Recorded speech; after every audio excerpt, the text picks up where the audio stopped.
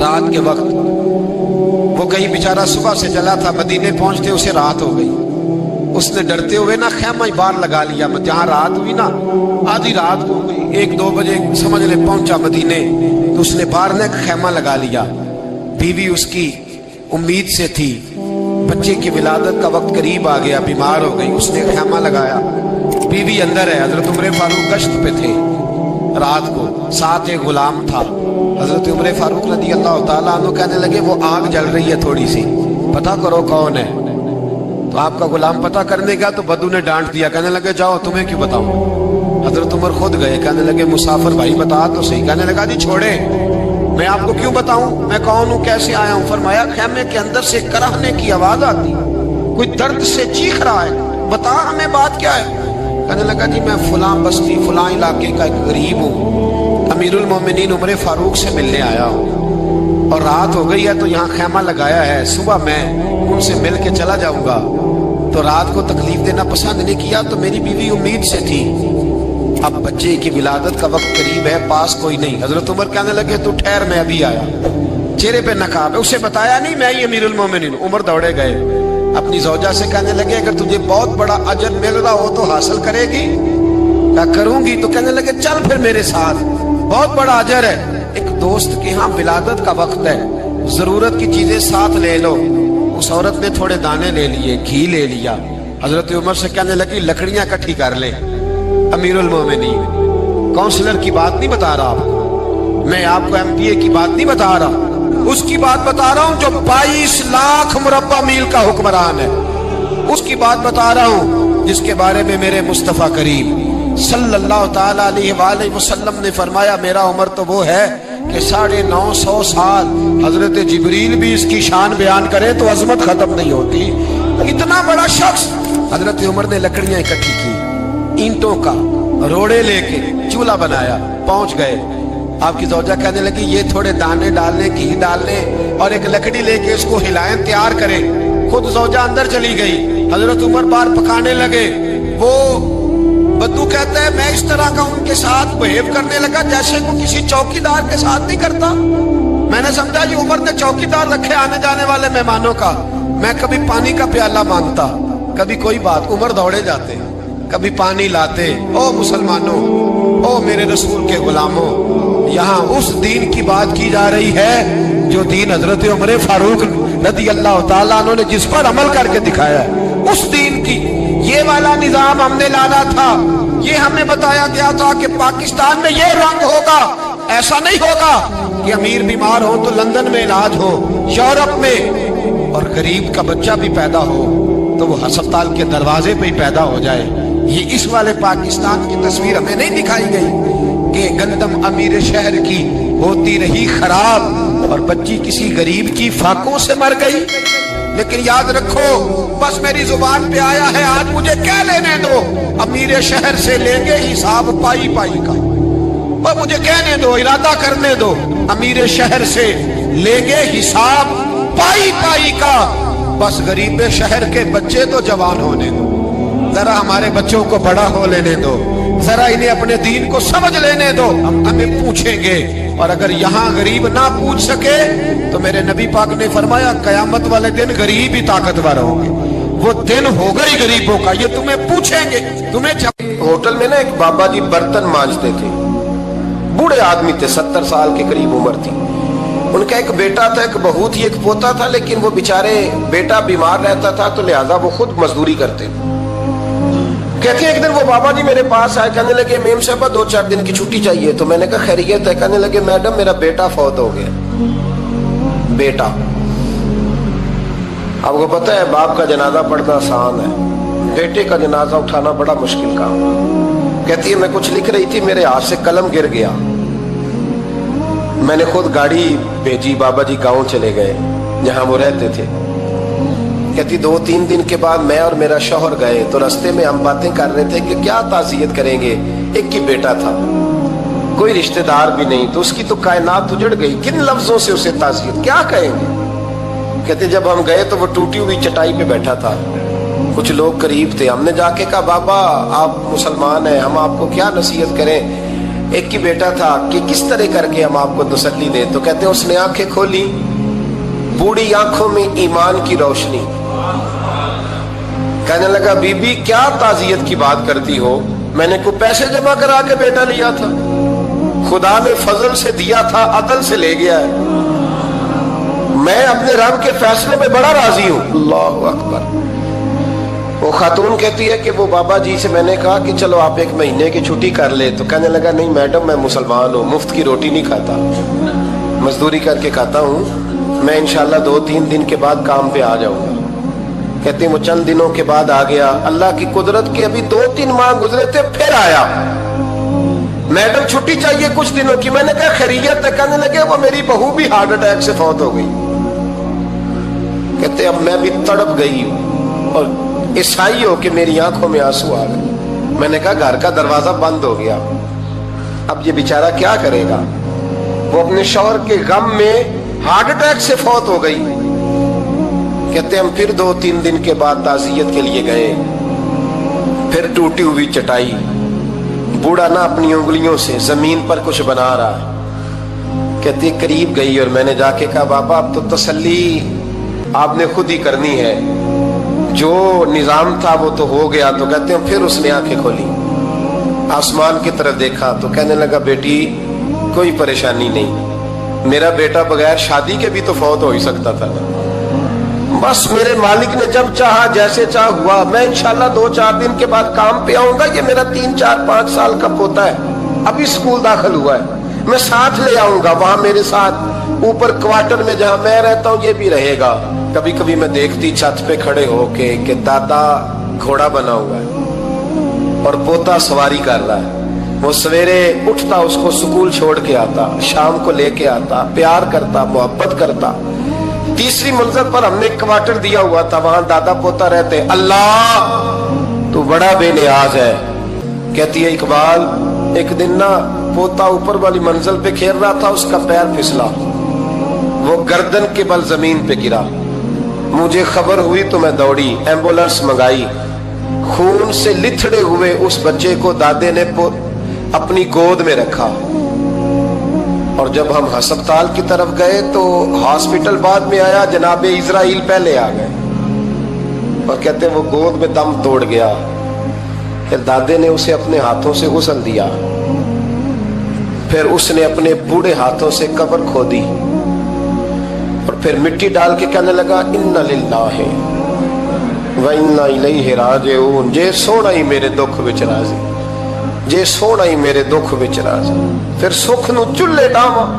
کہتے ہیں وہ مٹی ڈالی اس نے, اور جب وہ واپس پلٹا تو میں بازو سے تھام کے ہوٹل قریب لائی اور میں نے اس کے قریب کہا کہ بابا تو ٹوٹ گیا ہے, تو بکھر گیا ہے. تو کہتے ہیں یوں اس نے ہاتھ رکھے اور یوں آنسو چھٹک دیے. کہنے لگا میڈم کیوں میرے اندر کوئی عقیدہ نہیں, میں کوئی لوارث ہوں, میرا کوئی رب نہیں, میں کیوں پریشان رہوں گا, میں تو پکا ہوا پھل ہوں. تھوڑے دن گزرے کہ قبر میں جاؤں گا, اور جب جنت میں جاؤں گا تو اللہ میری بیٹے سے بھی ملاقات کرائے گا, میرے پوتے سے بھی ملاقات کرائے گا, میرا رب ساری ملاقاتیں کرا دے گا. میں اپنے اللہ کی رضا میں بڑا راضی ہوں. وہ خاتون کہتی ہے میرا اور میرے شوہر کا کلیجہ پھٹنے لگا. میں نے کہا بابا یہ جذبہ کہاں سے ملتا ہے, یہ سکون کہاں سے آتا ہے, یہ کیفیت کیسے ملتی ہے.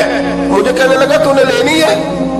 میں نے کہا, تو کہنے لگا تو بھی گنبد خضرا والے نبی کا کلمہ پڑھ جا, اللہ تجھے سکون عطا کرے.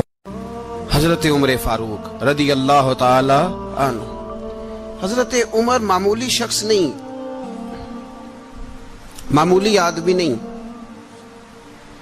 کچھ لوگ صدیوں کے بعد پیدا ہوتے ہیں اور کچھ لوگ ایسے ہوتے ہیں جو ایک ہی بار پیدا ہوتے ہیں, ان جیسا دوسرا پیدا ہوتا ہی نہیں, دوسرا ان طرح کا پیدا ہوتا ہی. حضرت عمر رضی اللہ تعالیٰ عنہ جیسی شخصیات پیدا ہی نہیں ہوتی دوبارہ. سارے صحابہ در رسالت مآب پہ خود آئے. یہ وہ عظیم شخص ہے جسے اللہ کے محبوب نے اللہ سے مانگ کے لیا, کہا اے اللہ یہ مجھے دے دے. اللہ سے مانگ کے لیا ہے. اس لیے صوفیاء کہتے ہیں کچھ مرید ہوتے ہیں کچھ مراد ہوتے ہیں. کچھ مرید ہوتے ہیں کچھ مراد ہوتے ہیں. مرید وہ ہوتا ہے جو چل کے آتا ہے آ کے مرید ہوتا ہے. مراد وہ ہوتا ہے جسے کہا جاتا ہے کہ یہ کبھی میرا بن جائے نا, یہ کبھی آ جائے نا, میرا بن جائے, اس کو مراد کہتے ہیں. حضرت عمر مصطفیٰ کریم کی مراد ہیں, حضور کی مراد ہے. اللہم اعز الاسلام بے اسلام عمر ابن خطاب, اے اللہ اسلام کو عزت دے دے, میرے عمر کو کلمہ پڑھنے کی توفیق عطا فرما دے. اور کیسے دعا مانگی؟ اور یار حضرت عمر کی تو اس فضیلت کا کوئی جواب نہیں دے سکتا.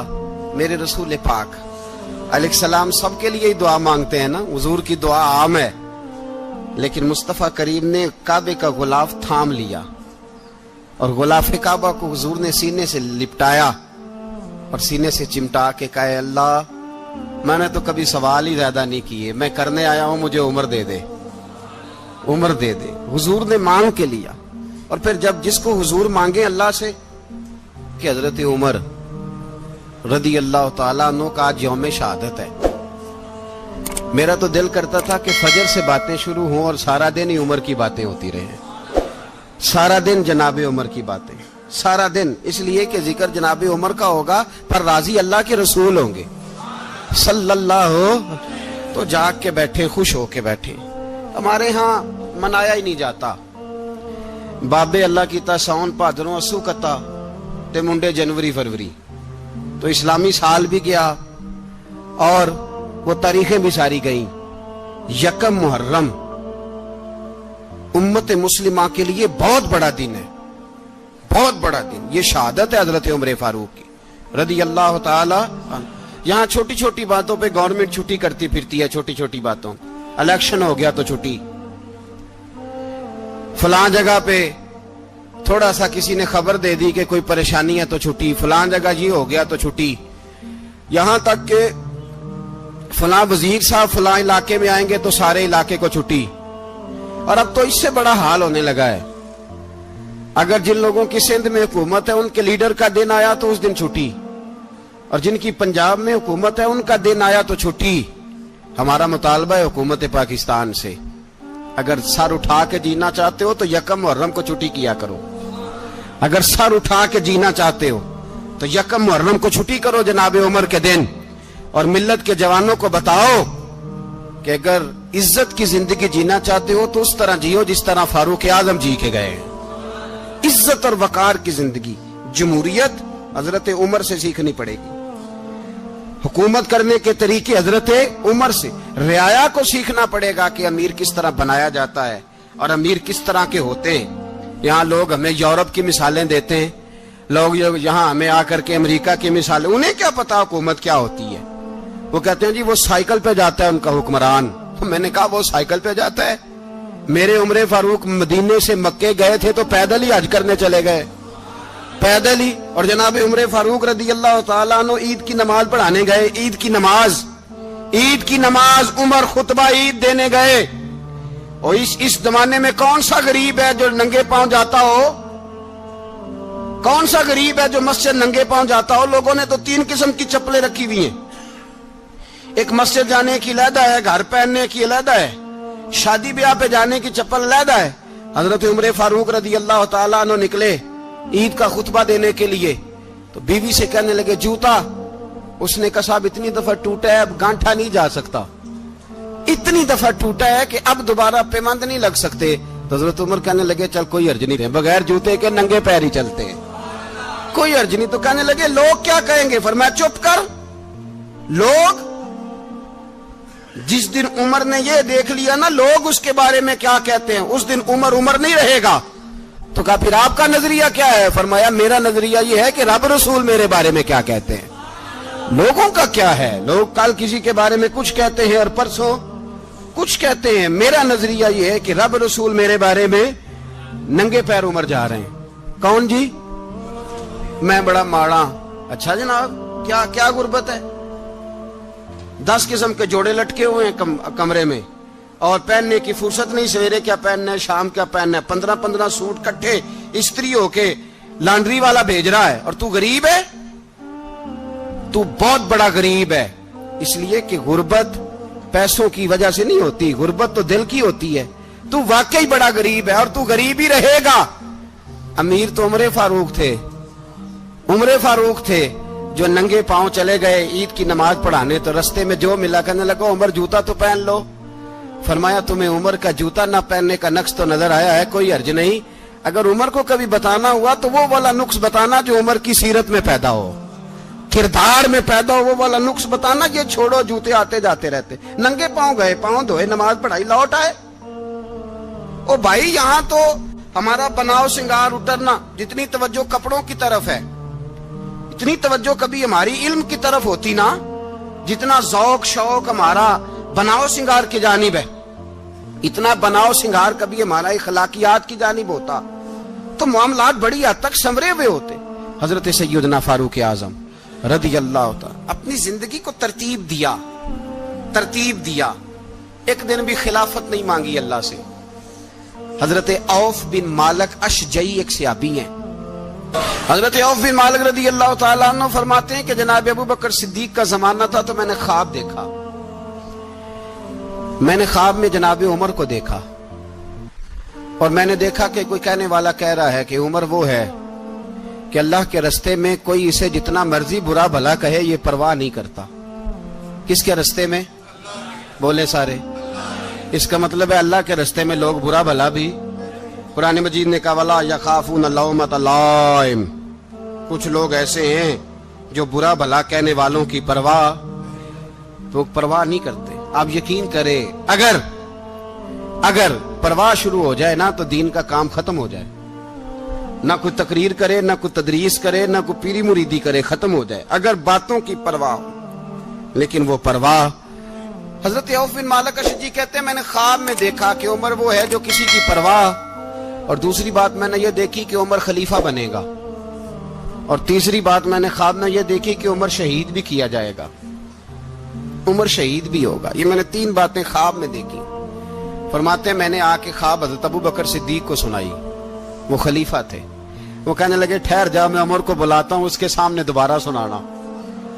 उसके सामने फरमाते मैंने बुलाया हजरत उमर फारूक को, आके बैठे, ख्वाब शुरू हुआ। का एक बात तो मैंने ये देखी कि आप मलामत करने वाले की परवाह नहीं करते, दूसरा आप खलीफा बनेंगे। जनाब उमर कहने लगे चुप कर, अबू बकर के सामने ही कह रहा है, चुप कर, खलीफा के सामने ही कह रहा है। तो अबू बकर सिद्दीक कहने लगे उमर इसे कहने दो, मुझे लगता है रब की रजा यही है कि मेरे बाद अगर मुस्तफा का मिंबर मिले तो उमर को मिले, इसे कहने दो। यार यहां तो लोग डींगे मारते हैं, यहां तो लोग दावे करते हैं, मेरे सामने फलाने को भी बिठाओ, फलाने को भी बिठाओ, उसको क्या पता, इसको क्या पता, ये तो बढ़के मारने का दौर है। हजरत उमर रदी अल्लाह तआला अन्हु को तीसरी बात कही। हजरत औफ बिन मालिक ने कहा आप शहीद किए जाएंगे, मैंने ख्वाब देखी है। नेक लोगों के ख्वाब बड़ी हद तक सच्चे होते हैं।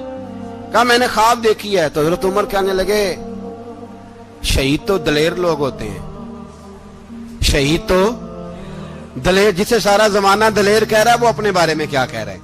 कहते हैं शहीद तो दलेर, मैं तो काहिल सा आदमी हूँ, सुस्त आदमी हूँ, मैं तो इतना काम ही नहीं करता, तो ये ख्वाब तूने जो देखा है ना फिर से देखना। तो अबू बकर सिद्दीक फरमाने लगे आजिज़ी न कर, इनकिसारी न कर, तो जो कह रहा है ठीक कह रहा है, लेकिन मुझे सुन के शुक्र भी हुआ है और अफसोस भी हुआ है।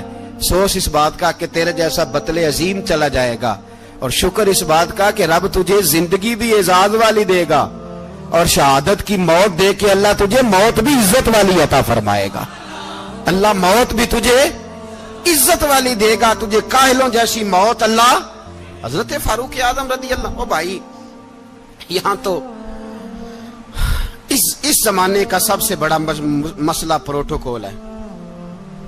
लोगों को पता होता है कामिल पीर है, कामिल मुर्शिद है, लोग नहीं जाते। मैं किसी का मुरीद हो जाऊं, मेरा प्रोटोकॉल किधर गया? पता होता है ये कामिल उस्ताद है, मैं इसके पास बैठूंगा तो मेरी तरबियत करेगा, लेकिन लोग शागिर्द नहीं बनते। मैं किधर गई? ये जो प्रोटोकॉल की मुसीबत है ना, इसने बड़े बड़े लोग जीरो कर दिए, बड़े बड़े लोग। और ये मत समझे कि आपका वजीर आजम प्रोटोकॉल लेता है या आपका सदर प्रोटोकॉल, वुज़ारा, ऐसी कोई बात नहीं।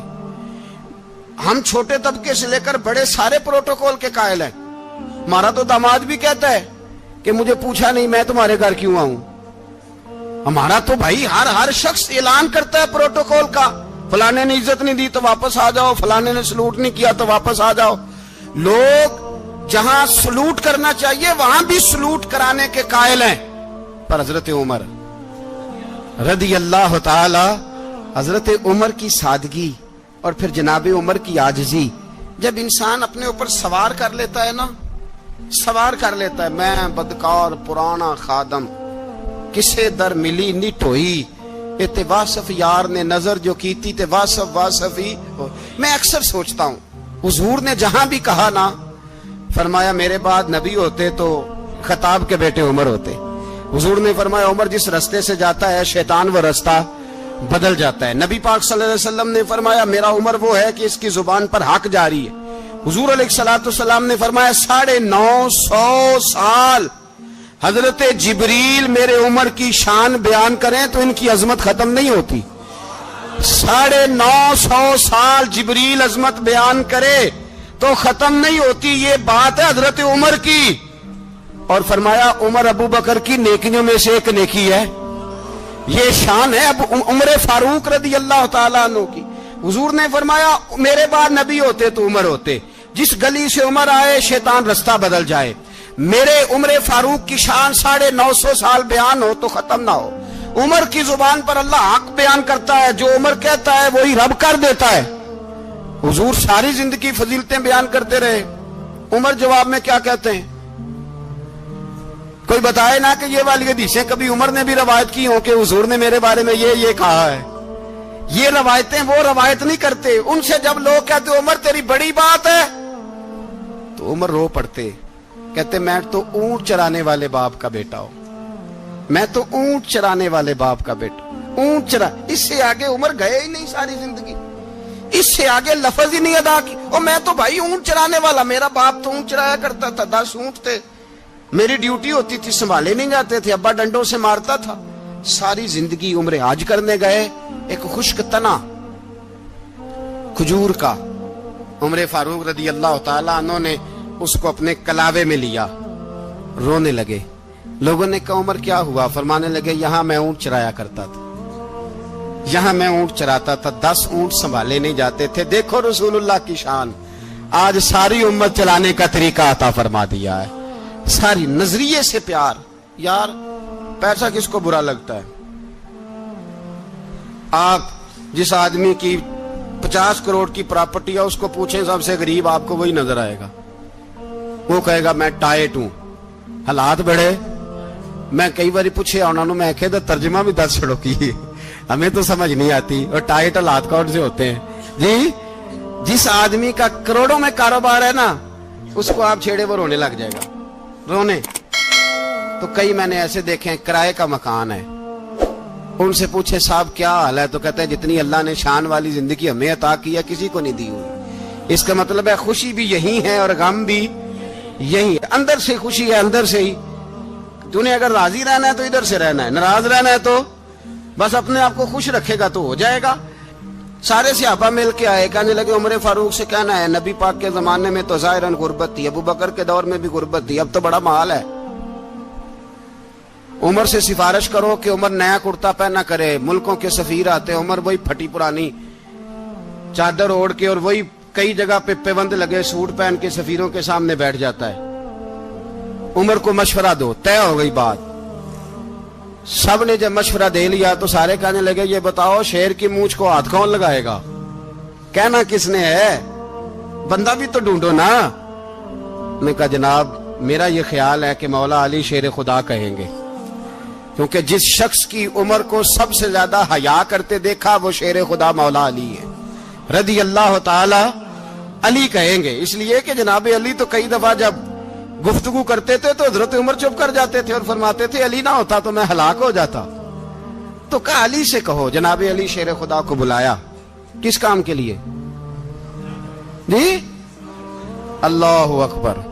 ये जरा आपने इस दौर पे इस बात को जरा लाका जनाब उनसे कहें कि ज्यादा नहीं, एक कुर्ता नया पहन ले, सफीर आते हैं वजीर आते हैं तो एक कुर्ता नया पहन ले। حضرت علی کو بلایا, آپ فرمانے لگے کوئی اور بات ہوتی تو میں کہہ دیتا, یہ والی میں نہیں کہہ سکتا. کوئی اور ہوتی تو میں عمر کو کئی دفعہ کہہ دیتا ہوں, جلال میں بھی تو سن, یہ والی میں نہیں کہہ سکتا. میں تمہیں ایک مشورہ دیتا ہوں. کہا وہ کیا؟ کہنے لگے سید عائشہ صدیقہ سے کہو, وہ مومنوں کی ماں ہیں, عمر ٹالے گا نہیں.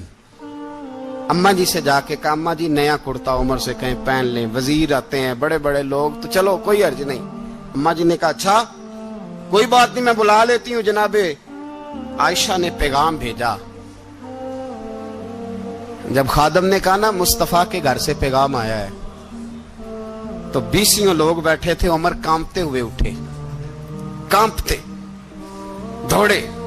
حضرت عائشہ پردے میں تھی تو فرماتی ہیں عمر اتحیات کی حالت میں بیٹھ گئے. کہا اماں جی دیر تو نہیں ہو گئی مجھے آنے میں؟ کہا نہیں, ٹائم پہ آ گئے ہو. کس لیے بلایا تھا؟ کہا عمر دیکھو غربت کے معاملات اور ہوتے ہیں, جب اللہ آسانی دے تو کوئی چیز استعمال کرنا حرام نہیں ہوتی, اگر حرام ہے تو بتاؤ. کہا نہیں اماں جی حلال ہی ہے. تو فرمایا پھر اتنے سفیر آتے ہیں, مشیر آتے ہیں, اب تو مال غنیمت بڑا آتا ہے, ڈھیر لگ جاتے ہیں مسجد میں, تو چل ایک نیا کرتا تم بھی پہن لیا کرو, اور آپ نیا کرتا پہنو گے تو دھاک بیٹھے گی غیروں پر. تو صحابہ کا مشورہ ہے کہ آپ نیا لباس پہنے. اماں جی کہتی ہے میں نے حکم دیا تو عمر چپ کر گئے, گردن جھک گئی. تھوڑی دیر کے بعد سیدنا عمر فاروق نے سر اٹھایا تو داڑھی پہ آنسو گر رہے تھے, رو پڑے. کہنے لگے پاک محبوب کی پاک بیوی, جیسے حکم کرتی ہو میں حاضر ہوں, پر مجھے وہ والا لباس پہنانا جو میرے مصطفیٰ نے پسند فرمایا ہے. اگر یہ رنگ رسول پاک کا ہے تو میں حاضر ہوں, اور اگر نبی پاک کا نہیں تو پھر جیسے آپ حکم کریں. جناب عائشہ کہتے ہیں عمر روئے تو میں زیادہ روئی, میرا پلو بھیگ گیا آنسوؤں سے. میں نے کہا عمر آپ جائیے. عمر یوں نکلے تو جو صحابہ کھڑے تھے وہ کونے میں تھے, سارے آ گئے. کہا اماں جی کیا بناؤ؟ فرمایا بھائی تم سب جو باتیں کہتے ہو وہ اپنی جگہ ٹھیک ہیں, پر عمر جو بات کرتا ہے وہ سب سے زیادہ ٹھیک ہے.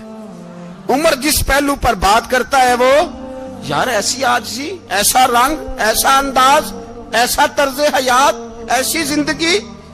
اولاد کے معاملے میں لوگ بزدل ہو جاتے ہیں, بزدل.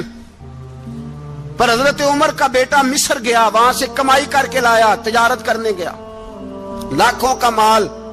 کون سا باپ ہے دنیا میں جس کا بیٹا باہر سے پیسے لے کے آئے تو ابا تفصیل پوچھے کہ بیٹا کہاں سے کمائے, کہاں سے لایا, کتنے ملے, کیوں آئے؟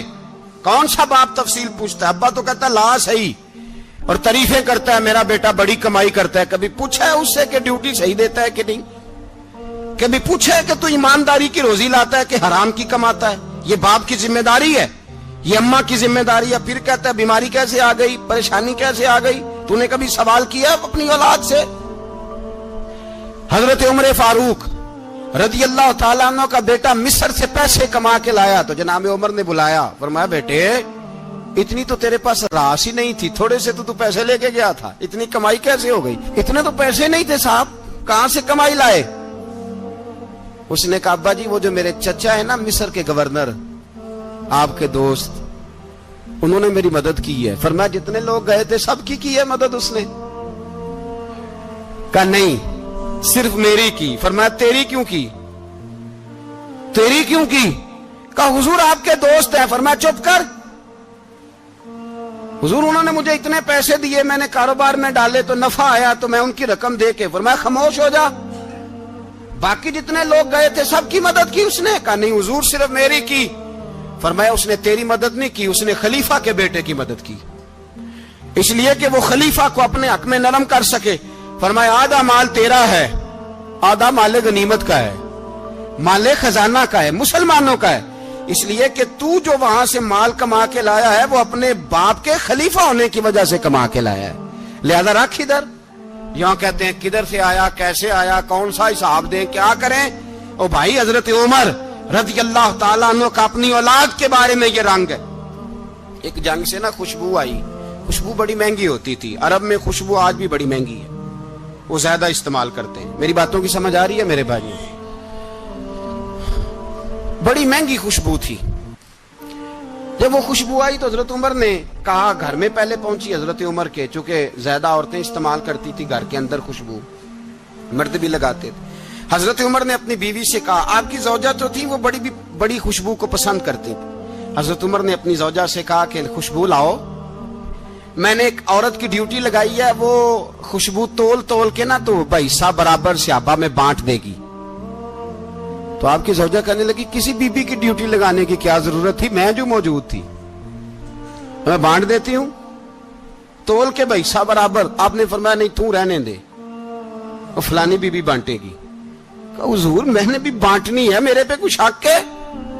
آپ نے فرمایا نہیں, تو تفصیل نہ پوچھ, تو خوشبو دے دے, کوئی اور بانٹے گی. خاتون خانہ تھی نا, کہنے لگی نہیں مجھے بھی آج آپ کو بتانا ہی پڑے گا کہ کوئی جو بانٹ سکتی ہے تو میں کیوں نہیں بانٹ سکتی. زوجہ کہتی عمر نے بات کی تو میری چیخیں نکل گئی. حضرت عمر فرمانے لگے, جب تو خوشبو بانٹے گی نا تیرے ہاتھوں کو بھی لگے گی, تیرے دوپٹوں کو بھی لگ جائے گی. اگر رب کریم نے مجھ سے سوال پوچھا کہ عمر خوشبو تو مسلمانوں کی تھی, تیری بیوی کے دوپٹے کو کیوں لگ گئی, تو میں اللہ کے حضور کیا جواب دوں گا؟ اگر اللہ نے یہ سوال کیا کہ تیری بیوی نے کیوں لگائی, وہ تو حصہ تھا مسلمانوں کا, تو نے تیری بیوی نے کیوں لگائی؟ تو فرمایا میں نہیں چاہتا کہ اللہ کے حضور مجھے اور تجھے باز پرس ہو, لہذا کسی اور کو بانٹنے دے. زوجہ روئی اور تڑپ کے کہنے لگی, عمر مجھے لگتا ہے صبح قیامت بھی تیری بیوی ہونے کی وجہ سے اللہ مجھے جنت عطا فرما دے گا, تیری زوجہ ہونے کی برکت سے. بھائی یہ معیار رکھا, خدا کی قسم ایسا شخص تاریخ میں دوبارہ نہیں آیا. اتنا بڑا آدمی, اتنا بڑا شخص, اتنا بڑا آدمی, اور پھر رنگ یہ ہے کہ عمر 22 لاکھ مربع میل کا حکمران, 22 لاکھ, اور کھجور کے درخت کے نیچے مٹی کا ڈھیلا لے کے سو گئے ہیں, پرواہ کوئی نہیں, کوئی مسئلہ ہی نہیں. 2 غلام ساتھ بیٹھے تو ایک روٹی حضرت عمر نے گھر سے منگوائی, تھوڑا سا سرکہ, تو غلام کہنے لگے ہم نے بھی کھانی ہے. فرمایا کوئی حرج نہیں, روٹی کو پیٹ بھر کے کھانا ضروری تو نہیں, 3 حصوں میں بانٹ لیتے. ایک آدمی آیا ہوا تھا مصر کا رہنے والا ملنے کے لیے, اس نے پوچھا عمر کدھر ہیں, تو کہا وہ ادھر جاؤ مسجد میں بیٹھے ہوں گے. اور واپس آیا تو کہنے لگا وہاں تو 3 غلام بیٹھے ہیں, ایک روٹی بانٹ کے کھا رہے ہیں, لگتا ہے کئی دنوں سے روٹی نہیں ملی. کہا 3 غلام تو کوئی نہیں, وہاں 2 ہی تھے, تیسرے تو امیر المومنین تھے. اس نے کہا نہیں 3 غلام ہیں, کپڑے بھی ایک طرح کے پہنے ہوئے, بلکہ 2 کے تو پھر صحیح ہیں, تیسرے کے تو زیادہ ماڑے ہیں. کپڑے بھی ایک طرح کے, کھانا پینا بھی ایک طرح کا, اور ان کا نشست برخاست بھی ایک طرح کی ہے, لہذا کوئی فرق نہیں. حضرت ابو ہریرہ کہتے ہیں میں لے کے آیا, اور جناب عمر کو جب میں نے کچی زمین میں تامت سمیٹ بیٹھے دیکھا تو میں رو پڑا. میں نے اس مصر سے آنے والے کو کہا تو اس کے جلوے دیکھ, اگر اس کی ذات میں اتنا حسن ہے تو محمد عربی کا مقام کیا ہوگا. یہ مقام غور ہے, مقام غور. 10 محرم کو لوگ دیگے پکائیں گے نا, نہیں پکانی ہے, کوئی بول دے نہیں, ہاں نہ نہیں کر دے, پروگرام بدلیا تو نہیں دی عید کی کہ وہ کام شروع ہوا ہے لات ٹائٹ ہونے والا.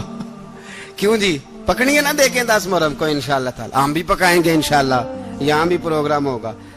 تو 10 محرم کو جو دیگ پکنی ہے تو ایسا نہیں ہو سکتا کہ 1 محرم کو حضرت عمر کے نام کی بھی کوئی پک جائے.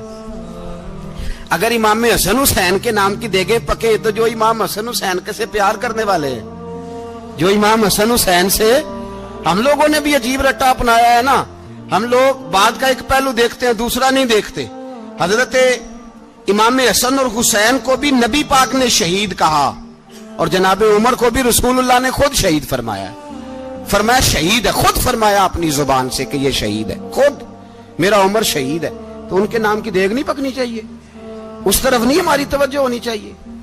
اور اہل بیت نبوی, یہ بات میں پہلے بھی کرتا ہوں, آج پھر کرنا ضروری سمجھتا ہوں. اہل بیت کا پیار سن لو کان کھول کے, اہل بیت کا پیار اگر ہمیں کسی نے سکھایا ہے تو سیدنا عمر فاروق نے سکھایا ہے. اہل بیت نبوت کی محبت اگر کسی نے سکھائی ہے تو کس نے سکھائی ہے؟ بول کے بتائیے. حضرت عمر نے. اہل بیت کا پیار ہمیں حضرت عمر نے بول کر کے سکھایا ہے. بھائی یاد رکھیں, کسی کی طاقت نہیں تھی دم مارنے کی حضرت عمر کے سامنے, طاقت ہی نہیں تھی. کیسر و کسرا کانپ جاتے تھے, जुर्रत ही नहीं करते थे हजरत। और हमारे तो तल्लकात बड़े हैं ना गैरों से। हजरत अबू मूसा अशअरी रदी अल्लाह ताला अन्हु फरमाते हैं मेरा मुंशी ईसाई था, वो कातिब कहते थे वो लोग, मेरा हिसाब किताब ईसाई था। तो फरमाते हैं एक दिन मैंने वो सारा हिसाब किताब लेन देन के हजरत उमर को दिखाया तो फरमाने लगे जिसने लिखे हैं उसको बुलाओ। कहने लगे जरूर मस्जिद नहीं आ सकता। क्यों नहीं आ सकता? कहने लगे वो ईसाई है। कहते हैं हजरत उमर जलाल में आ गए। आप फरमाने लगे जिन्हें रब दूर करता है तुम क्यों करीब करते हो? जिन्हें अल्लाह दूर करता है। फरमाया तुम गैरों को अगर ओहदे दोगे तो अपनों का क्या बनेगा? अगर तुम गैरों को ओहदे दोगे तो अपनों का। ये सोच है जो आज बर्मा के मुसलमानों के लिए भी जरूरी है। कहा अगर तुम गैरों को ओहदे दोगे तो अपनों का।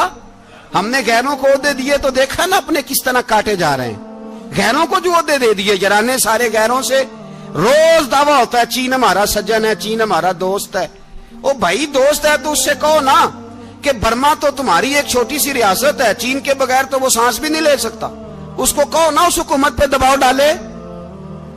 लेकिन हम लोगों ने गैरों को ओहदे दिए तो अपने पिस गए। हजरत उमर कहते थे जिम्मी का हम अदब करेंगे, जिम्मी काफर का हम, ऐसा काफर जो मुसलमान रियासत को कबूल करे, बदअमनी न फैलाए। एक आदमी को आपने देखा आंखों से नाबीना है और भीख मांग रहा है। तो हजरत उमर को नजर आ गया। फरमाया कौन हो? उसने कहा मैं यहूदी हूं। फरमाया भीख क्यों मांगते हो? कहा जब तक तंदुरुस्त था मुसलमानों को जजिया देता था, बूढ़ा हो गया हूं क्या करूं? हजरत उमर ने घोड़े की पुश्त पे बिठाया, काफिर को घोड़े की पुश्त पे बिठाया और बिठा के मदीने लाए। हजरत अली शेर खुदा वजीर खजाना थे। फरमाया अली इसका वजीफा जारी करो। कहा ये कौन है? फरमाया ये यहूदी है लेकिन ये हमें जजिया देता रहा, बूढ़ा हो गया बेचारा, भीख मांगने पे मजबूर है, हमारी हुकूमत के अंदर रहता है, इसका पूरा पूरा वजीफा जितना खर्चा उतना वजीफा लगाओ।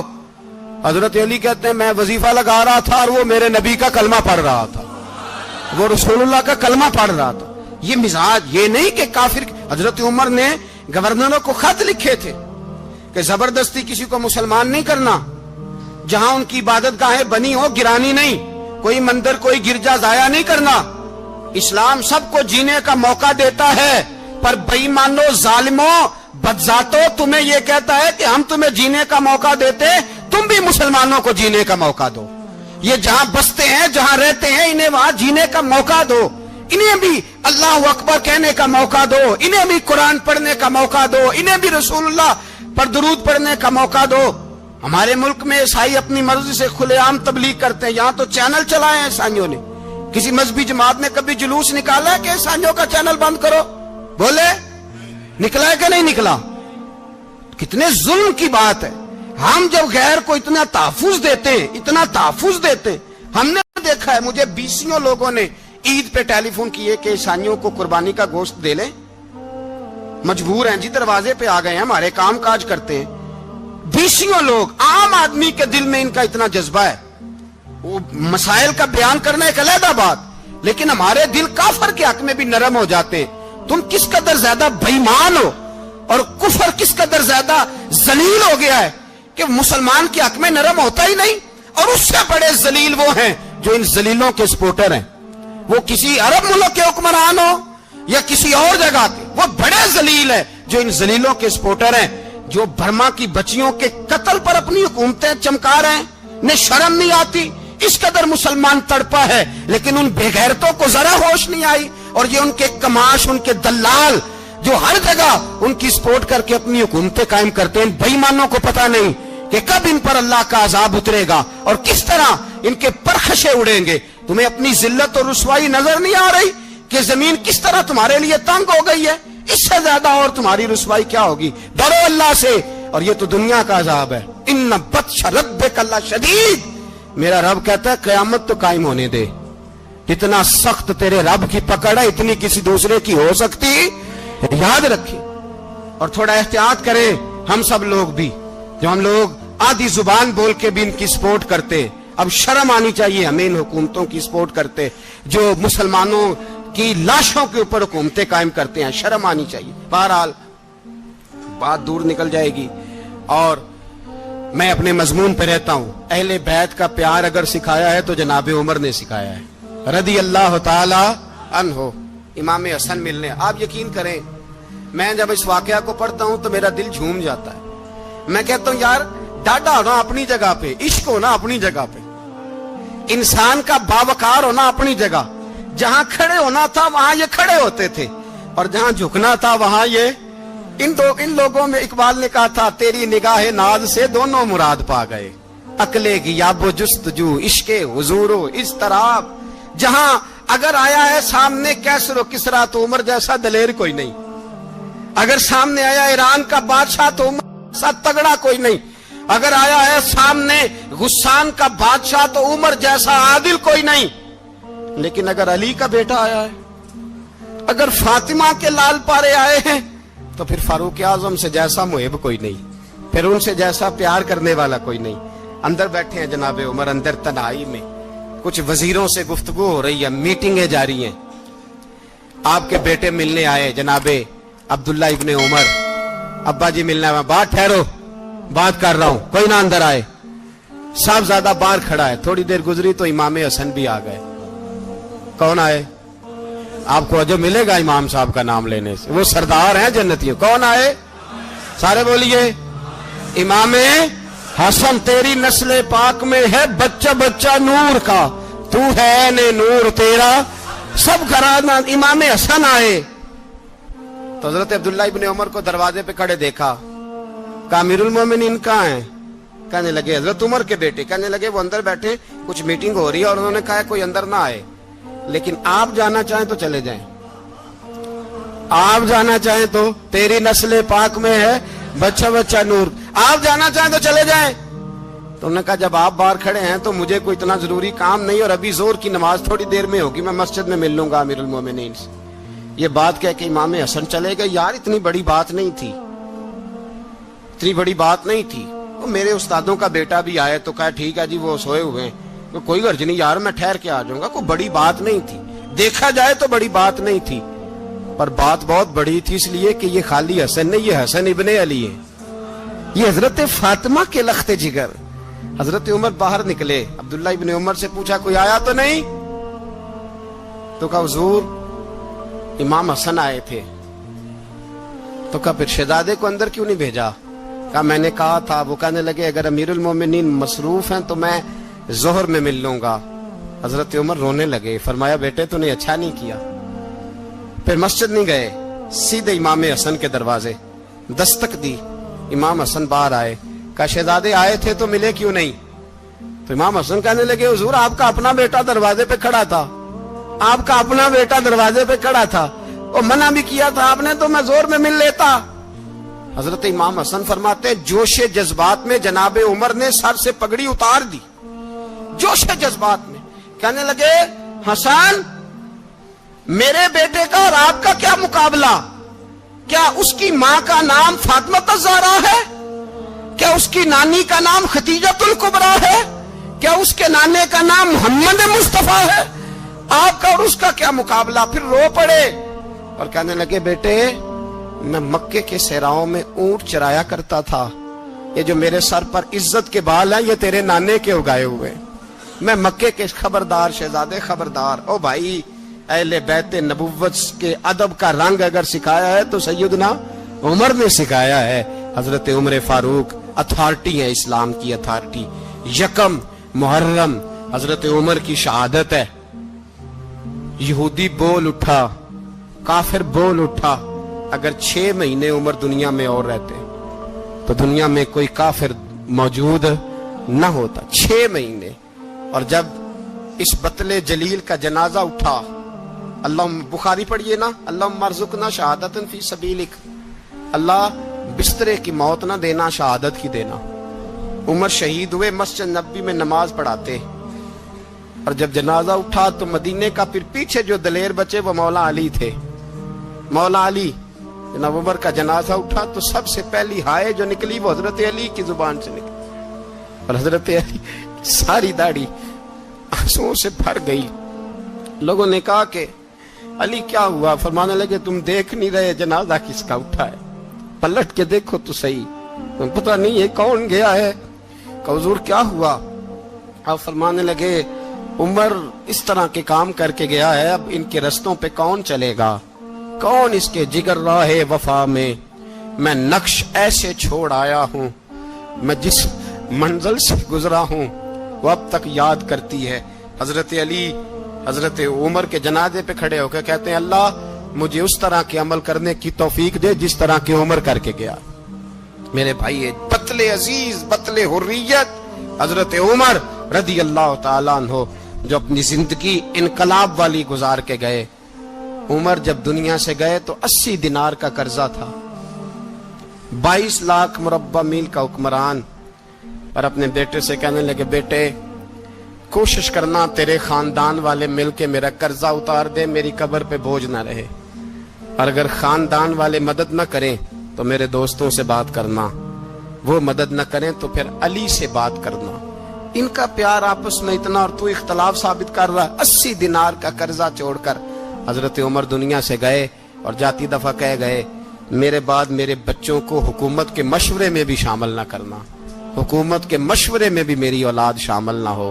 اتنا بڑا شخص اتنا بڑا رنگ دے کے یکم محرم کو جب عمر فاروق کا وصال ہوا تو بیٹے سے کہنے لگے اماں عائشہ سے جا کے کہو میرا بھی نبی پاک کے روزے میں دفن ہونے کو دل کرتا ہے.